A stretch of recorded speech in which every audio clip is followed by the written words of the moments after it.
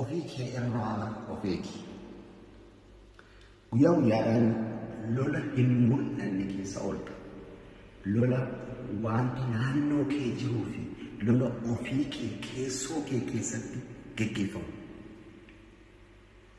Wanti ati filattu yaadni keessa kee jiruu fi gochi kee yookiin wanti ati amma gochaa jirtu ga'umsa keetiif murteessoodha. Yaadadhu karaa sirrii irra jiraachuu dandeessa, karaa sirrii hin taane irra jiraachuu dandeessa. Lamaanuu jireenya kee har'aatiif jireenya kee kan gara fuulduraatiif illee murteessoodha.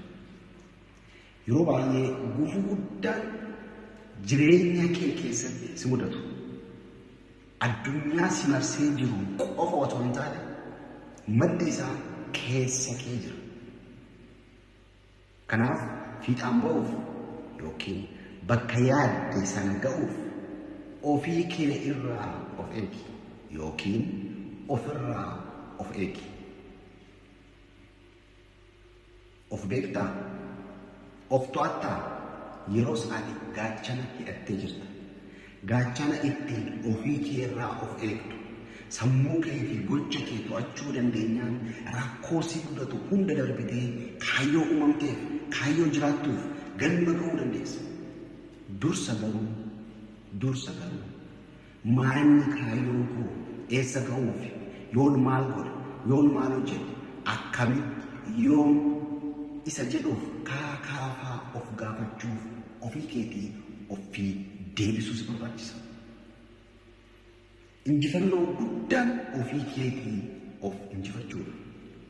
Yeroo mana haasaa kee, hojii kee, qalbii kee tikfadhu. Dabarsitee hin kennin hattuu baay'eetu si marsee jira. Teekee kennaa keessa kee jiru yeroo mara gabbisi malee haalaaf yeroo akkasumas namaan wal madaaltee of keessatti hin ajjeesin.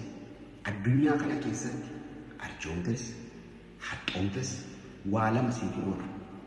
Inni kaan arjummaa keetiin gowwaa jedhee si waama. Inni kaan immoo haxxummaa keetiin abshaara jedhee si waama. Inni tokko arjummaa keetiin jabbii jedhee maqaa si baasa. Inni kaan haxxummaa keessa gaara. Inni qalameedha, qamaleedha, inni xaaliyaaniidha siin jedhu. Kanaaf kan kana fakkaatan. Fakkeenyaaf arjummaa haxxummaa kaase malee kan biraas akkasuma. Mee dhaabbadhaa. Namootni naannoo keetii maal siin jedhu? Maal jedhanii si waamu? Maaliif? Al tokko gaaffii kan ofiif deebisi. Humni cimaan keessa kee jira. Isa hubadhu. Baasii irratti hojjedhu. Ittiin jiraadhu. Keessa kee dhaggeeffadhu. Wanta keessa kee jiru sana itti amanii irratti hojjedhu. Ittiin jiraadhu. Al tokko ofii kee of mo'uu dadhabda. Humna cimaa keessa kee jiru haala waliin addunyaa sobduu kana waliin wal dorgomsiiftee wal cina dhaabdee lakkii sirrii miti jettee akka ati ofii kee of amansiistu sababa hedduutu jira. Garuu itti fuftee abjuu kee sana jiraachuuf wanta keessa kee jiru sana irratti hojjechuudhaaf sababa tokko qofa qabaatte ta'u sun ga'aadha.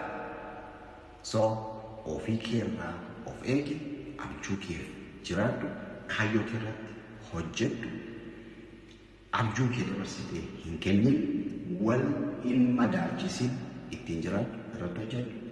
Decide it now by yourself. Raise above all your limitation and you can discover that nothing in the world can hold you back.